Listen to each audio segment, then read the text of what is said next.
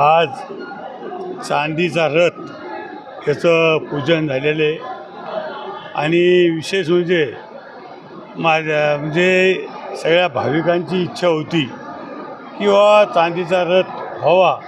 मला वाटतं रघुनाथ महाराजांनी खूप काही कष्ट घेतले आणि 1 क्विंटल 20 किलो हा चांदीचा रथ आहे. उद्या नाथ महाराजांच्या पालखीचं प्रस्थान आहे. भाविकांमध्ये आनंदाचं वातावरण आहे.